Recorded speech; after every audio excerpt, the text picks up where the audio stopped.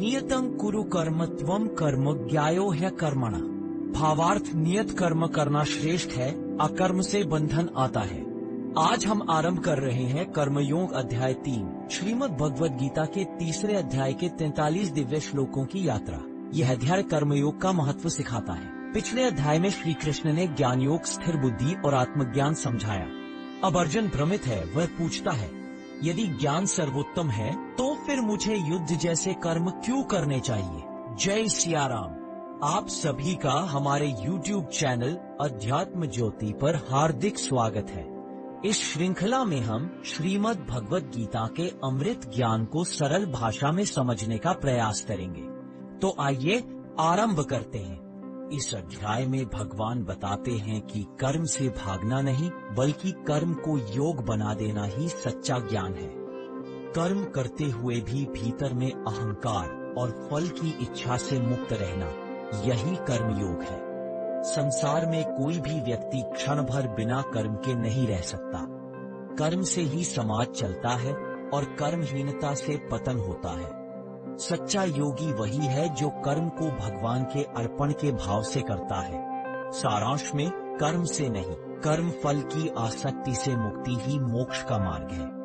इस अध्याय को हम 2 भागों में समझेंगे। पहले भाग में हम श्लोक 1 से 21 तक समझेंगे, जिसमें अर्जुन के प्रश्न और श्री कृष्ण के कर्म के महत्व पर केंद्रित उपदेश शामिल है। इसमें पहले हम श्लोक 1 से 21 तक का सार समझेंगे और उसके बाद श्लोकों को संक्षिप्त भावार्थ सहित समझेंगे। तो आइए श्लोक के सार से शुरुआत करते हैं। श्लोक 1 से 21, जिसमें श्लोक 1 से 6 अर्जुन पूछता है, यदि ज्ञान श्रेष्ठ है और कर्म से बंधन होता है तो क्यों कर्म करना चाहिए? श्लोक 7 से 9 श्री कृष्ण कहते हैं, ज्ञान और कर्म अलग नहीं, कर्म का पालन धर्म है। श्लोक 10 से 12 संसार में सब जीव कर्म करते हैं। जो कर्म करने से हटता है वह दूसरों को बोझ बनाता है। श्लोक 13 से 16 ऋषि, देवता और मनुष्य सभी कर्मों के चक्कर में जुड़े हैं। श्लोक 17 से 20 कर्म करने वाला व्यक्ति अपने और दूसरों के लिए धर्म का पालन करता है। श्लोक 21 फल की आसक्ति छोड़कर कर्म करने का आरंभ। अब जब हमने इन श्लोकों का सार समझ लिया है तो आइए आगे प्रत्येक श्लोक को संक्षिप्त भावार्थ के साथ समझते हैं। अर्जुन उवाच, जायसी चेत कर्मणस्ते मता बुद्धिर्जनार्दन, तत् किम कर्मणि घोरे मां नियोजयसी केशव। अर्थात अर्जुन बोले, हे जनार्दन श्री कृष्ण, यदि आपको ज्ञान अर्थात बुद्ध योग कर्म से श्रेष्ठ लगता है तो फिर आप मुझे इस भयानक युद्ध जैसे कर्म में क्यों लगाते हैं? भावार्थ, अर्जुन यहाँ थोड़ा भ्रमित है। पिछले अध्याय में भगवान श्री कृष्ण ने ज्ञान की बहुत प्रशंसा की थी। अब अर्जुन को ऐसा लगता है कि भगवान एक ओर तो कह रहे हैं ज्ञान ही श्रेष्ठ है, यानी संसार के कर्मों से दूर होकर शांत रहना चाहिए, और दूसरी ओर वही भगवान उसे भयंकर युद्ध करने के लिए कह रहे हैं, जो कि एक बड़ा कर्म है। अर्जुन सोचता है, अगर ज्ञान ही सबसे अच्छा है तो फिर मुझे यह युद्ध क्यों करना चाहिए? वह यह विरोधाभास समझ नहीं पा रहा, इसलिए वह विनम्रता से कृष्ण से कहता है, हे केशव, कृपया स्पष्ट रूप से बताइए कि कौन सा मार्ग मेरे कल्याण के लिए उचित है। तब श्री कृष्ण मुस्कुराते हैं और अर्जुन को समझाते हैं कि ज्ञान और कर्म एक दूसरे के विरोधी नहीं है, बल्कि एक दूसरे को पूरा करने वाले यानी पूरक है। इसी से कर्म योग का सुंदर सिद्धांत सामने आता है। व्यामिश्रेणे वाक्येन बुद्धिं मोहयसीव में तदेकम वद निश्चित्ते येन श्रेयो हमाप्नुयाम। अर्जुन कहता है, हे केशव, आपके उपदेश ज्ञान और कर्म दोनों को मिलाकर कहे गए हैं। इन मिले जुले वचनों से मेरी बुद्धि भ्रमित हो गई है। कृपया एक ऐसा मार्ग स्पष्ट रूप से बताइए जिससे मैं परम कल्याण को प्राप्त कर सकूं। भावार्थ, अर्जुन यहाँ कहता है, हे कृष्ण, आप कभी कहते हैं कि ज्ञान श्रेष्ठ है और कभी कर्म करने को कहते हैं। मैं असमंजस में हूँ। आखिर मुझे कौन सा मार्ग अपनाना चाहिए? यह वही प्रश्न है जो हर साधक के मन में कभी न कभी उठता है। क्या मैं ज्ञान का मार्ग चुनूं या कर्म का? सार, यह श्लोक अर्जुन के आत्मिक द्वंद्व को प्रकट करता है, जब मन भ्रमित हो जाता है और दिशा स्पष्ट नहीं रहती। अध्यात्म कृष्ण अर्जुन को यह समझाएंगे कि ज्ञान और कर्म वास्तव में एक दूसरे के विरोधी नहीं, बल्कि एक ही सत्य की ओर ले जाने वाले दो मार्ग हैं, जिनका अभ्यास केवल तरीके से भिन्न होता है। श्री भगवान उवाच लोकेस्मिन् विविधा निष्ठा पुरा प्रोक्ता मया नघ ज्ञान योगेन सांख्यानाम कर्म योगेन योगिनाम। अर्थात श्री कृष्ण बोले, हे निष्पाप अर्जुन, इस संसार में परम सत्य की प्राप्ति के लिए मैंने दो मार्ग बताए हैं, जो मनुष्य की प्रकृति और प्रवृत्ति के अनुसार है। ज्ञान योग अर्थात सांख्य योग, यह विवेक, आत्मचिंतन और वैराग्य पर आधारित है। जो व्यक्ति स्थिरचित्त और अंतर्मुखी है, वह ज्ञान और परमात्मा के भेद को समझकर संसार से विरक्त होकर मुक्ति प्राप्त करता है।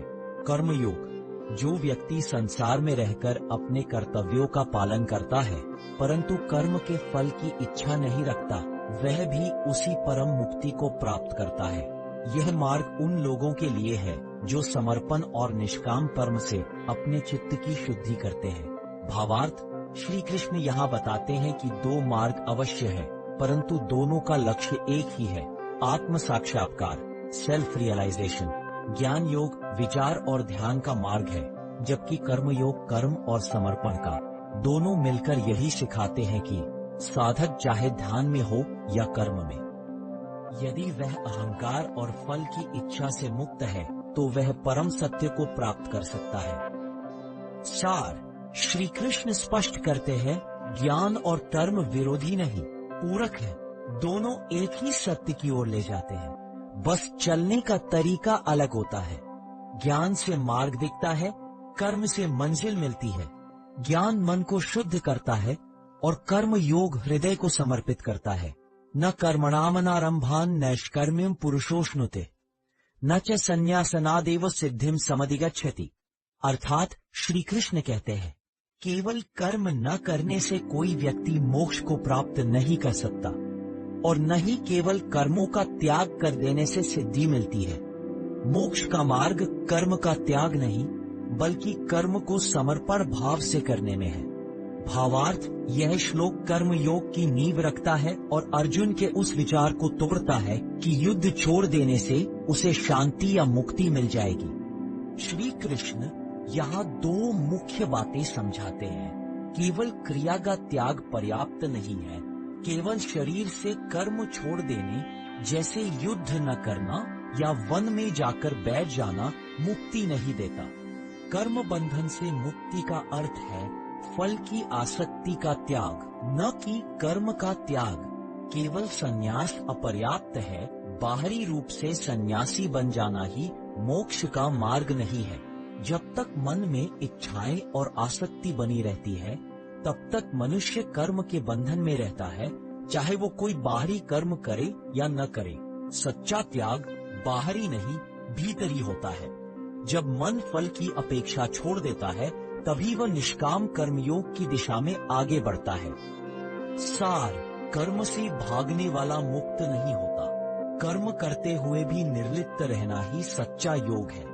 मुक्ति कर्म त्याग से नहीं, बल्कि मन शुद्धि से मिलती है।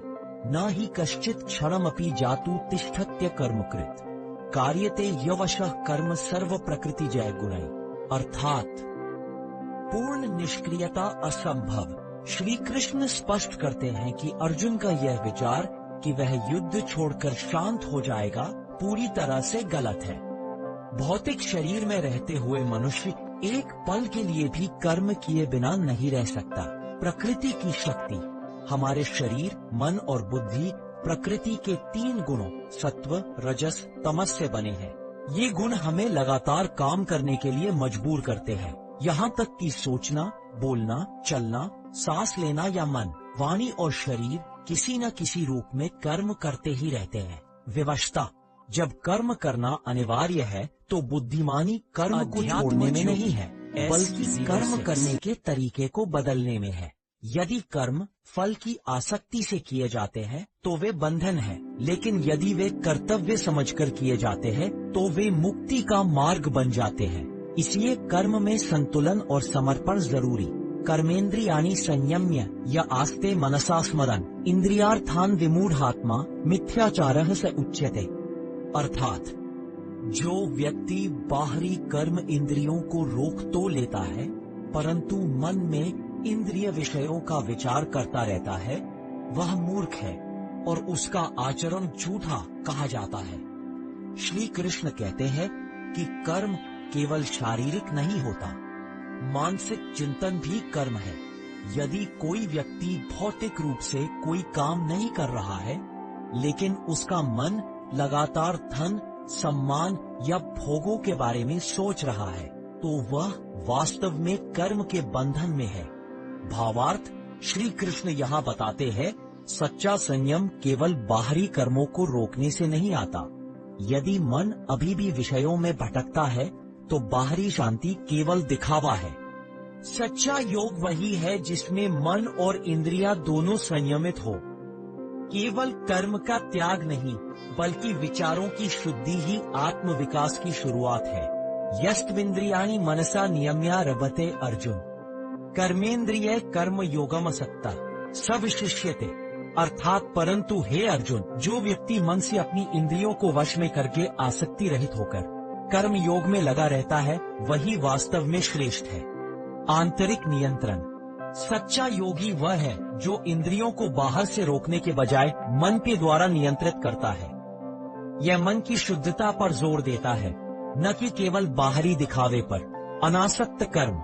वह अपने हाथ पैर कर्मेंद्रियों से अपने निर्धारित कर्तव्यों कर्म योग को करता रहता है, लेकिन सबसे महत्वपूर्ण बात यह है कि वह उन कर्मों के फल में आसक्ति, अटैचमेंट नहीं रखता। श्रेष्ठता। भगवान कृष्ण यह घोषणा करते हैं कि ऐसा व्यक्ति जो अपने कर्तव्य को आंतरिक शुद्धि के साथ निभाता है, उस व्यक्ति से अत्यधिक श्रेष्ठ है जो कर्म का त्याग करने का दिखावा करता है। भावार्थ, यह श्री कृष्ण कहते हैं कि केवल इंद्रियों को दबाना नहीं, बल्कि मन को नियंत्रित करके निष्काम भाव से कर्म करना ही श्रेष्ठ मार्ग है। सच्चा योगी वह नहीं जो कर्म छोड़ दे, बल्कि वह है जो बिना फल की इच्छा के कर्तव्य के अनुसार कर्म करता है। नियतम कुरु कर्म त्वम कर्म जायज्ञ कर्मणा शरीर यात्रापि च तेन प्रसिद्ध्यत कर्मणा। अर्थात हे अर्जुन, तुम निर्धारित शास्त्र विहित कर्म करो, क्योंकि कर्म न करने की अपेक्षा कर्म करना श्रेष्ठ है। कर्म के बिना तो तुम्हारा शरीर निर्वाह भी सिद्ध नहीं होगा। भावार्थ, श्री कृष्ण यहाँ अर्जुन को कर्म का महत्व समझाते हैं। केवल कर्म त्याग कर शांति नहीं मिल सकती। शरीर का पालन भी कर्म से ही संभव है। जो व्यक्ति धर्मानुसार अपना कर्तव्य निभाता है, वही सच्चा योगी है।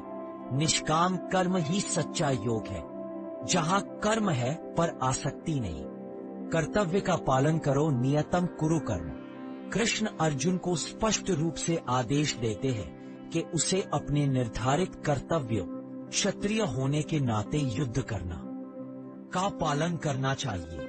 ये कर्म केवल शारीरिक क्रियाएं नहीं है, बल्कि वे कार्य हैं जो व्यक्ति को उसकी प्रकृति और सामाजिक स्थिति के अनुसार सौंपे गए हैं। कर्म की श्रेष्ठता।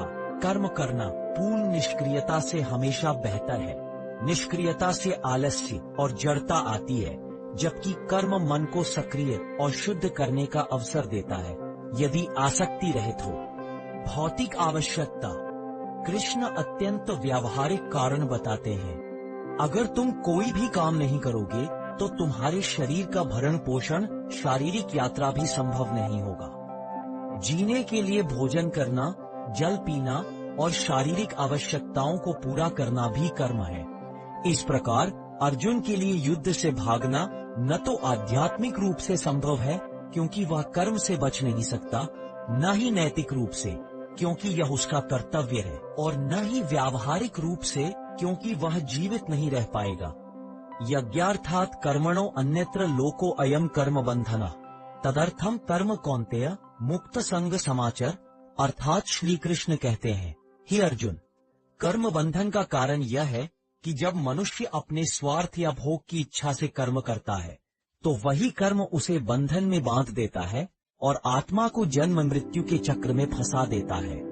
बंधन का कारण वे सभी कर्म जो केवल निजी सुख, लाभ या आनंद के लिए किए जाते हैं, कर्म बंधन का कारण बनते हैं। ऐसे कर्म व्यक्ति को संसार के चक्र में बांधते हैं। मुक्ति का मार्ग यज्ञ भाव से कर्म। श्री कृष्ण कहते हैं, जो कर्म यज्ञार्थ अर्थात परमेश्वर या समाज के हित में निस्वार्थ भाव से किए जाते हैं, वे मुक्ति का मार्ग बनते हैं।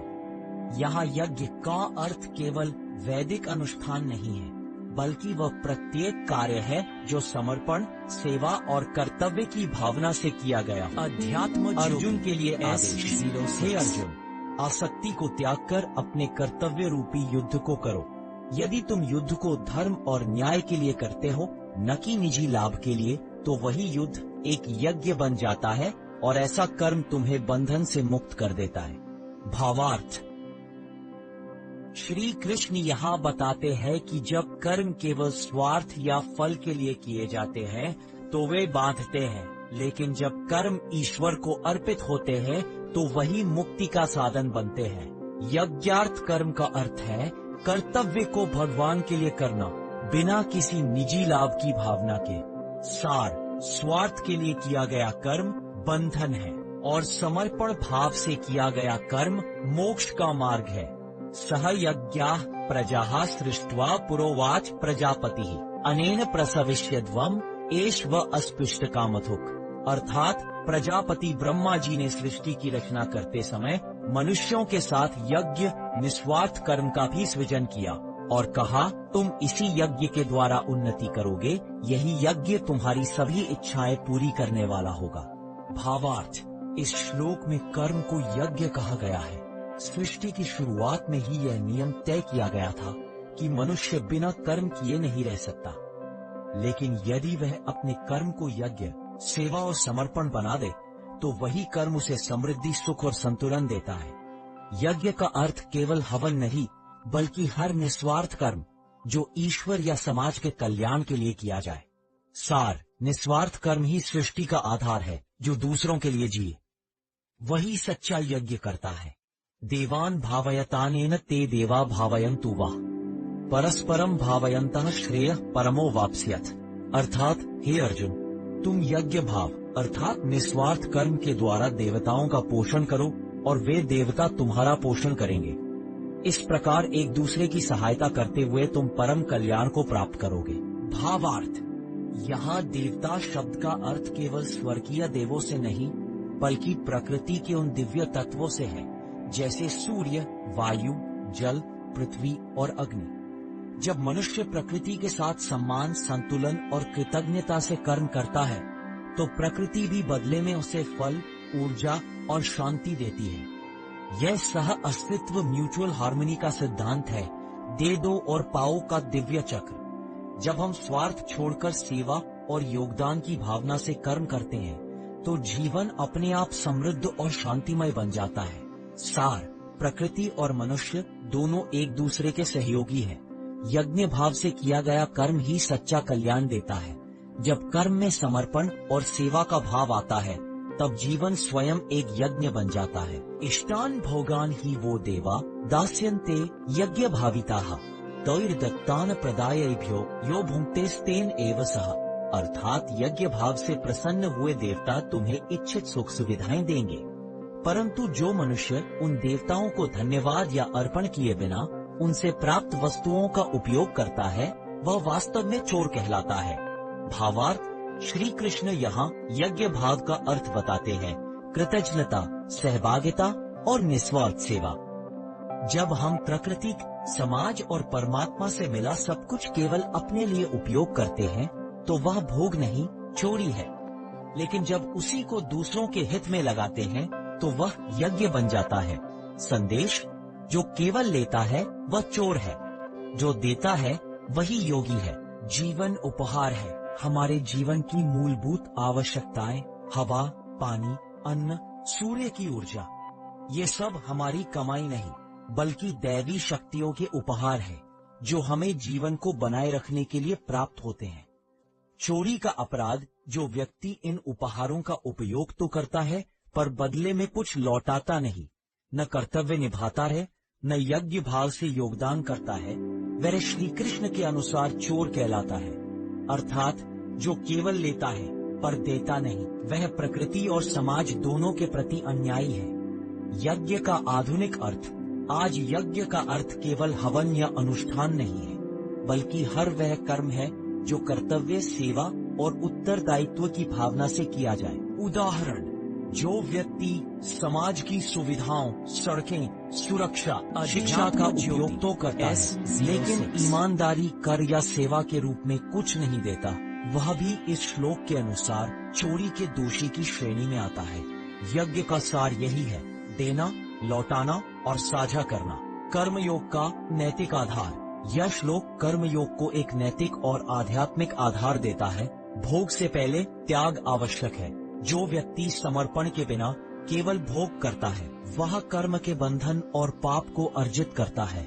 सच्चा योगी वही है जो जीवन को उपहार समझकर अपने कर्मों के माध्यम से ईश्वर और समाज दोनों की सेवा करता है। सार: जीवन दैवी शक्तियों का आशीर्वाद है। केवल लेना नहीं, लौटाना भी आवश्यक है। कर्म में समर्पण ही यज्ञ है और वही मुक्ति का मार्ग है। यज्ञ शिष्टाशिनक संतो मुच्यन्ते सर्व किल्बिषै भुंजते त्वघन पापा ये पचन्त्यात्म कारणात्। अर्थात जो सज्जन लोग यज्ञ से बचा हुआ अन्न, यज्ञ शिष्ट, ग्रहण करते हैं, वे सभी पापों से मुक्त हो जाते हैं। परंतु जो केवल अपने लिए भोजन बनाते और खाते हैं, वे वास्तव में पाप ही भोगते हैं। भावार्थ: श्री कृष्ण यहाँ भोजन को प्रतीक बनाकर कर्म का गूढ़ अर्थ बताते हैं। जब कर्म ईश्वरार्पण भाव से किया जाता है तो वही कर्म यज्ञ बन जाता है, लेकिन जब कर्म केवल स्वार्थ या भोग के लिए किया जाता है तो वही कर्म पाप का कारण बनता है। यज्ञ भाव से किया गया हर कार्य मुक्तिदायक है और स्वार्थ भाव से किया गया हर कार्य बंधनकारी। श्लोक का सार: इरादे की शुद्धि, प्योरिटी ऑफ इंटेंशन। पाप मुक्ति पहला भाग। जब कोई व्यक्ति भोजन को यज्ञ शिष्ट यानी यज्ञ का बचा हुआ भाग या प्रसाद मानकर ग्रहण करता है तो वह सभी पापों से मुक्त हो जाता है, क्योंकि वह भोजन से पहले यह स्वीकार करता है कि यह अन्न, यह जीवन, यह ऊर्जा सब ईश्वर प्रकृति का उपहार है।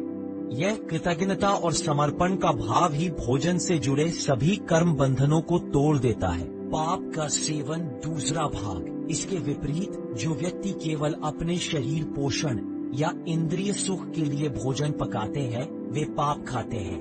यह भोजन बुरा नहीं है, परंतु उस भोजन के पीछे की भावना, स्वार्थ, अहंकार और असहयोग, वही पाप का कारण बनती है। ऐसे व्यक्ति प्रकृति से लेते तो है पर लौटाते कुछ नहीं। यही असंतुलन कर्म बंधन बनता है। कर्म का सार्वभौमिक सिद्धांत। गीता का यह नियम केवल खाने तक सीमित नहीं है, ये हर कर्म पर लागू होता है। इरादा ही तय करता है कि कर्म बंधनकारी होगा या मुक्तिदायक। जब इरादा सेवा, समर्पण और कृतज्ञता का हो, तब हर कर्म यज्ञ बन जाता है। सार संदेश: भोजन केवल अन्न नहीं, यह कृतज्ञता का प्रतीक है। भोग से पहले समर्पण, यही कर्म की शुद्धता है। यज्ञ भाव से किया गया कर्म आत्मा को मुक्त करता है।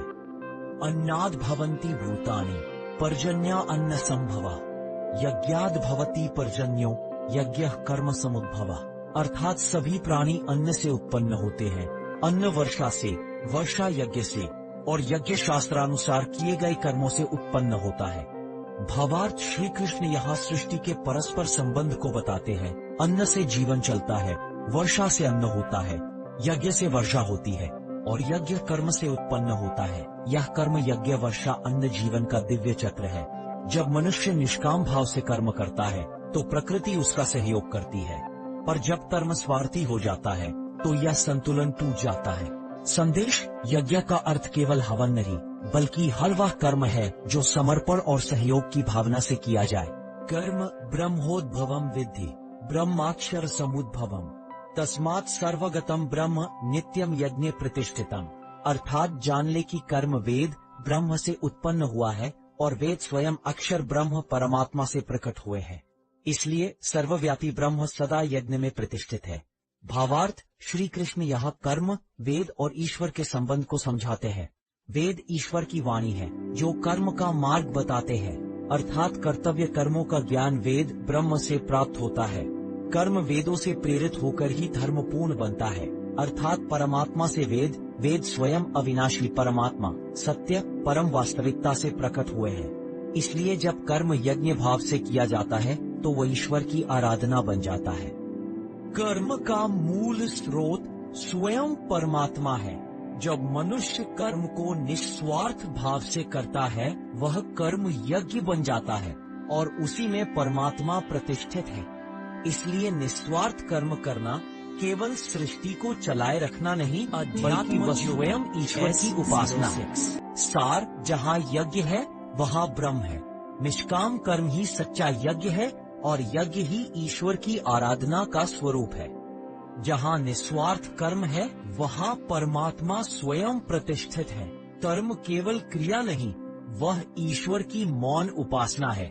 ईश्वर हर यज्ञ में, हर निस्वार्थ कर्म में विद्यमान है, क्योंकि हर निष्काम कर्म एक यज्ञ है और हर यज्ञ में परमात्मा की उपस्थिति है। एवं प्रवर्तितम चक्रम नानुवर्तयति अघायुर इंद्रिया रामो मोघम पार्थ सजीवति। हे अर्जुन, जो मनुष्य इस देवी सृष्टि चक्र का पालन नहीं करता, केवल अन्न, वर्षा और ज्ञान जैसे सृष्टि के उपहारों का उपभोग करता है पर बदले में कोई कर्तव्य या योगदान नहीं देता, वह पापमय जीवन जीता है और उसका जीवन वास्तव में व्यर्थ हो जाता है। भावार्थ, श्री कृष्ण यहाँ यज्ञ चक्र को धर्म का आधार बताते हैं। यह संसार परस्पर सहयोग पर टिका है। देवता, मनुष्य, प्रकृति सब एक दूसरे से जुड़े हैं। अन्न, वर्षा, ज्ञान जैसे सभी वरदान इस चक्र का हिस्सा है। जो व्यक्ति केवल भोग करता है और लौटाता नहीं, वह इस दिव्य संतुलन को तोड़ देता है। ऐसा जीवन न समाज के लिए पवित्र है। सार, जो केवल लेता है वह बंधन बनाता है, जो देता है वही मुक्ति पाता है। यस्त्वात्मरतिरेव स्यादात्मतृप्तस्य मानवः आत्मनेव च संतुष्टस्तस्य कार्यं न विद्यते। अर्थात परंतु वह मनुष्य जो अपनी आत्मा में ही लीन रहता है, जो आत्मा में ही तृप्त और अपने भीतर ही पूर्ण संतुष्ट है, उसके लिए संसार की इच्छाएं और कर्तव्य अब बंधन नहीं रहते। वह न कुछ चाहता है, न किसी पर निर्भर रहता है। उसे अब किसी बाहरी कर्म की आवश्यकता नहीं होती, क्योंकि वह स्वयं में ही पूर्ण है। संक्षिप्त भावार्थ, श्री कृष्ण यहाँ आत्मतृप्ति का भाव समझाते हैं। जब व्यक्ति बाहरी सुख की बजाय अंतरात्मा में आनंद अनुभव करता है, तब वह किसी चीज का आश्रित नहीं रहता। उसका कर्म करना या न करना अब बंधन का कारण नहीं बनता। ऐसा व्यक्ति पूर्ण ज्ञान योगी होता है जो स्वयं में स्थित है और आत्मा से संतुष्ट है। सार, जिसे अपने भीतर का सुख मिल गया, उसे संसार से कुछ पाने की आवश्यकता नहीं रहती। श्लोक का सार, कर्म की समाप्ति, ज्ञान की अवस्था। कृष्ण यहाँ ब्रह्मज्ञानी या स्थित प्रज्ञ, जिसकी चर्चा अध्याय 2 में हुई थी, की स्थिति का वर्णन करते हैं। आत्मरति, वह व्यक्ति जिसका प्रेम और आनंद केवल आत्मा, स्वयं की चेतना या परमात्मा में है, न कि बाहरी विषयों में। आत्मतृप्त, वह व्यक्ति जो अपनी आंतरिक चेतना से ही पूर्ण रूप से संतुष्ट है और भौतिक इच्छाओं या इंद्रियों की संतुष्टि पर निर्भर नहीं है। आत्मनि संतुष्टः, वह व्यक्ति जो बाहरी परिस्थितियों से प्रभावित हुए बिना आत्म स्वरूप में ही प्रसन्न और शांत रहता है।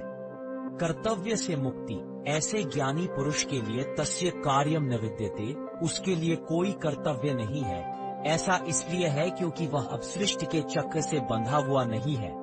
उसका कर्म का उद्देश्य समाप्त हो गया है, क्योंकि उसे न तो कुछ पाना है और न ही वह किसी भौतिक फल की इच्छा रखता है। कर्म की आवश्यकता तब तक है जब तक मनुष्य अतृप्त है और संसार से सुख प्राप्त करना चाहता है। लेकिन जब कोई आत्मा में ही पूर्ण सुख पा लेता है तो कर्म का कोई स्वार्थ या व्यक्तिगत प्रयोजन नहीं बचता। नैव तस्य कृतेनार्थो न कृतेनेह कश्चन न चास्य सर्वभूतेषु कश्चिद अर्थ व्यपाश्रय। अर्थात जिस मनुष्य ने आत्मा में तृप्ति और संतोष पा लिया है, उसका न तो किसी कर्म के करने में कोई प्रयोजन रह जाता है और न ही कर्म न करने से उसे कोई हानि होती है। वह किसी भी प्राणी या वस्तु पर निर्भर नहीं रहता। लाभ या प्रयोजन से मुक्ति आत्मज्ञानी को कर्म करने से कोई नया लाभ नहीं मिलता, क्योंकि उसने पहले ही आत्मज्ञान प्राप्त कर लिया है और वह आंतरिक रूप से पूर्ण है। उसके लिए संसार से कुछ भी पाना शेष नहीं है। हानि या नुकसान से मुक्ति, उसे अपने नियत कर्मों को न छोड़ने से कोई हानि या पाप नहीं होता। एक सामान्य व्यक्ति के लिए कर्तव्य न करना दोष है, पर ज्ञानी पुरुष के लिए नहीं, क्योंकि वह कामनाओं से मुक्त हो चुका है। निर्भरता से स्वतंत्रता, वह अपनी व्यक्तिगत आवश्यकताओं के लिए किसी भी प्राणी, मनुष्य या अन्य जीव पर बिल्कुल भी निर्भर नहीं रहता। उसकी तृप्ति का स्रोत बाहरी संसार नहीं, बल्कि उसका स्वयं का आत्म स्वरूप है। भावार्थ, जो व्यक्ति आत्मज्ञान प्राप्त कर लेता है वह कर्म करने या न करने दोनों से परे हो जाता है, क्योंकि उसके कर्म अब अहंकार या लाभ की भावना से नहीं बल्कि सहज प्रवाह से होते हैं। वह न किसी से कुछ चाहता है न किसी को दोष देता है। उसका सुख अब बाहरी परिस्थितियों पर निर्भर नहीं रहता। जो आत्मा में स्थिर है वह कर्म से मुक्त होकर भी कर्म करता है। उसका जीवन स्वतंत्र और संतुलित होता है। तस्माद् सक्तः सततम कार्यम कर्म समाचर, असक्तो है आचरण कर्म परमाप्नोति पुरुषा। अर्थात इसलिए हे मनुष्य, तू आसक्ति रहित होकर अपने कर्तव्य का पालन करता रहे, क्योंकि बिना आसक्ति के कर्म करने वाला ही परम लक्ष्य मोक्ष को प्राप्त करता है। भावार्थ, श्री कृष्ण यहाँ निष्काम कर्मयोग का सार बताते हैं। कर्म करना आवश्यक है, परंतु फल की इच्छा से मुक्त रहना चाहिए। जो व्यक्ति कर्म करता है पर परिणाम में बंधता नहीं, वही सच्चा योगी और मोक्ष प्राप्त करता है। श्लोक का सार, कर्म ही मोक्ष का साधन। कारण, कृष्ण अर्जुन को समझाते हैं कि जब तक आत्मज्ञान पूर्ण न हो, कर्म से भागना उचित नहीं। क्रिया, अपने कर्तव्य कर्म को निरंतर और पूर्ण निष्ठा से करो। भाव, कर्म करते समय फल की इच्छा और स्वामित्व का भाव न रखो। परिणाम, ऐसा कर्म बंधन का कारण नहीं बनता, बल्कि मनुष्य को परम पद मोक्ष की ओर ले जाता है। संदेश, संन्यास कर्म का त्याग नहीं, बल्कि आसक्ति का त्याग है। अनासक्ति से किया गया कर्म ही मोक्ष का सीधा और श्रेष्ठ मार्ग है।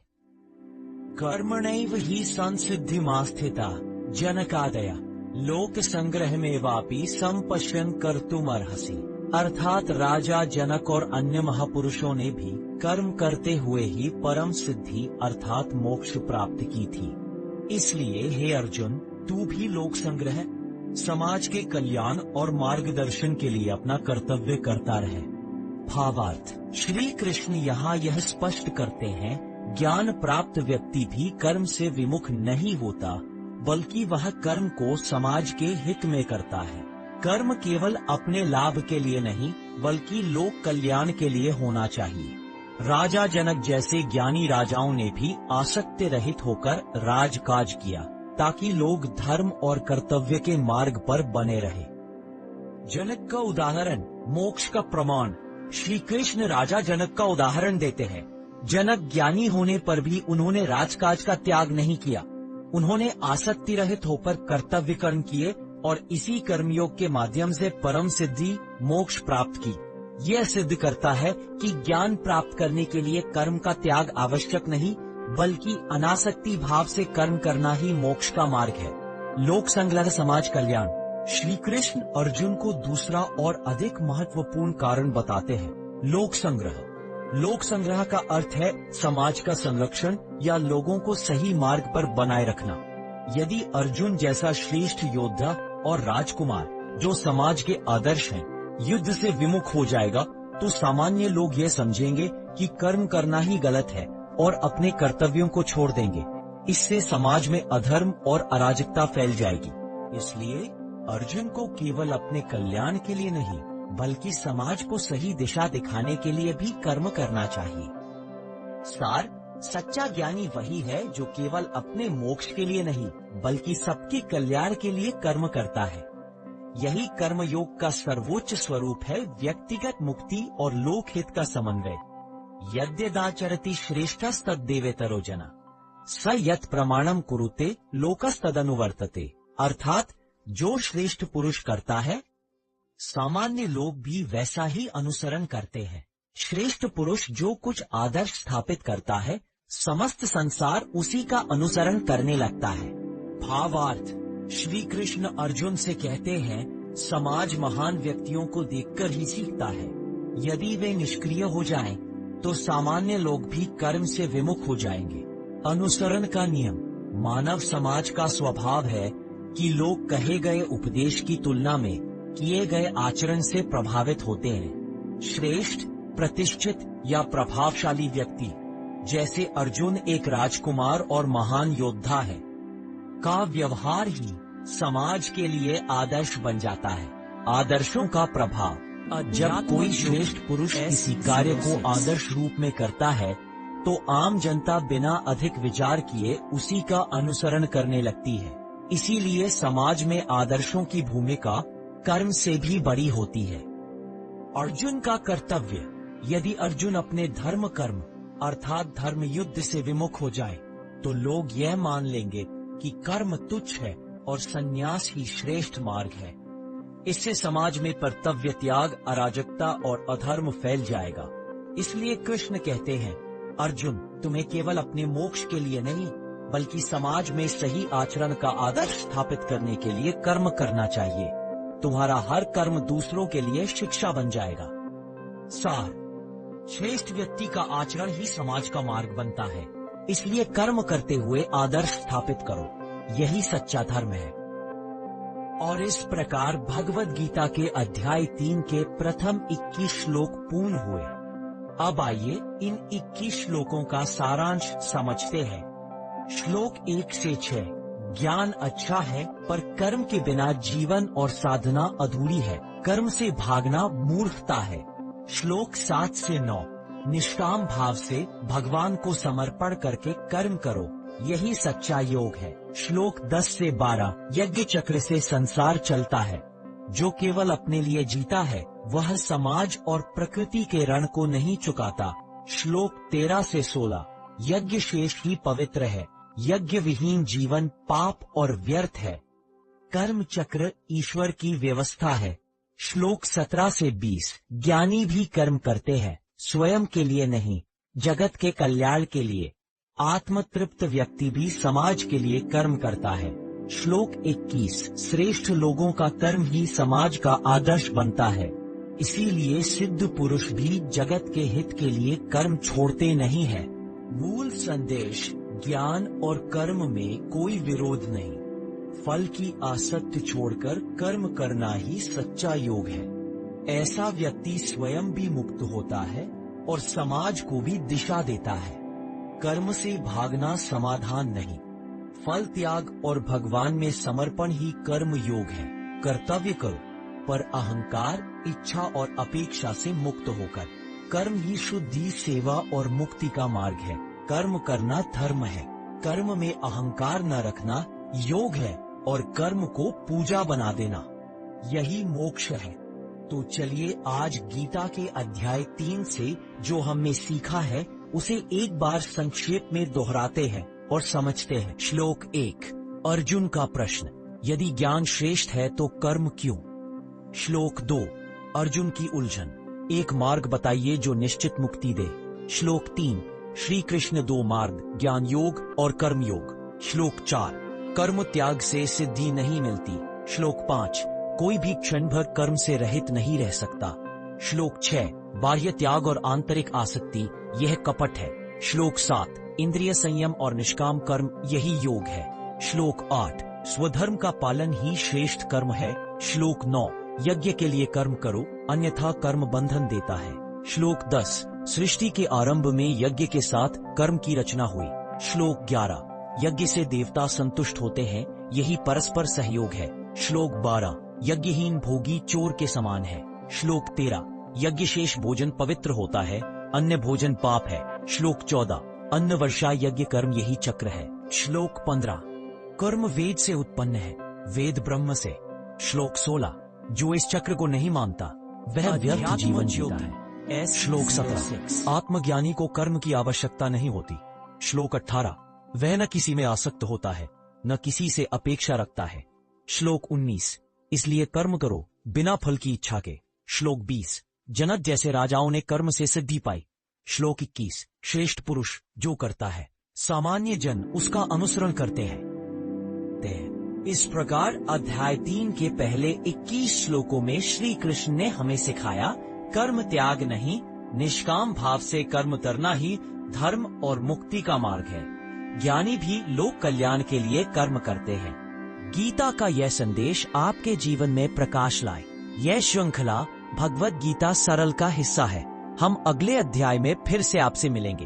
आपको इस श्लोक से क्या सीख मिली, हमें कमेंट में जरूर बताइए। अगर वीडियो अच्छा लगा हो तो लाइक करें, शेयर करें और चैनल अध्यात्म ज्योति को सब्सक्राइब करना ना भूलें। गीता की और गहराई जानने के लिए अगला वीडियो जरूर देखें।